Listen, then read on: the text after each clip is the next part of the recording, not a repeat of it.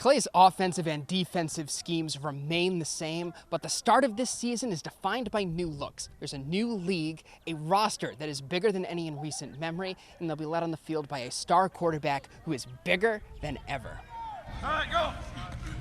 Just being consistent in the weight room is big. I've put on about 25 pounds this offseason, so it's been good to get in there so far and just keep working every day. Go. Consistency is emphasized all around this fall. Go. Returning 4 starters on each side of the ball from a team that went 5-1 in its first 6 games, but closed 0-5. Offensively, effort and execution begin with the junior signal caller. And he's worked on his craft. You know, I mean, he's worked at becoming a better quarterback. So we're really excited to see him take kind of the next step. You know, I mean, last year was great, but now we got to build off it. As a sophomore, Heinschel completed 70% of his passes for 2,400 yards and 28 touchdowns. Lineman Aiden Cantu and Jacob Sauerbeck returned. But primary receivers and backs from last season graduated, with the exception of Troy Hazuda.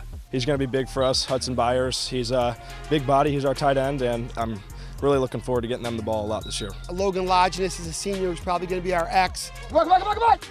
Aaron Miller, Braden Schultz, both juniors at our H-back position. Off-season work, that's been big for us, getting out and throwing, just getting the guys together, and I think working a lot, getting their chemistry together, it's helped, and it's shown out here. The Eagles have 75 men on the sideline, the most in Gallius' 7 years leading his alma mater.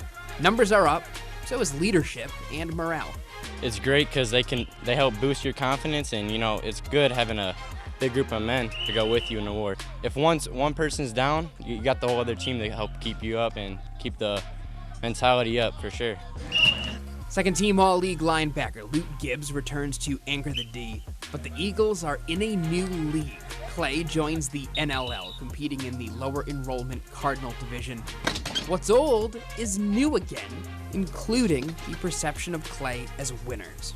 Napoleon, Bowling Green are teams that a long time ago were in the Great Lakes League with us.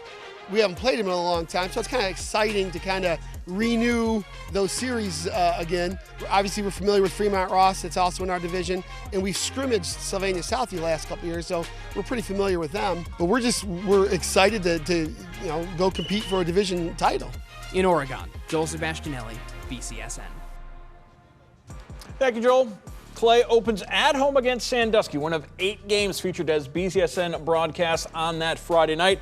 They'll open their NLL slate against Northview Week 2, a team they beat 41-0 last season. Homecoming comes against Fremont Ross in Week 7. Now, Coach Gallius is telling us he is really looking forward to Napoleon in Week 8. Now, that's another new NLL matchup, but way back when Gallius played for Clay, they were in the Great Lake League along with Napoleon. In fact, Wildcats won a 2-point conversion play on the final play of the 1984 season. That was the last game of Gallius' playing career. That's right, coaches do remember everything.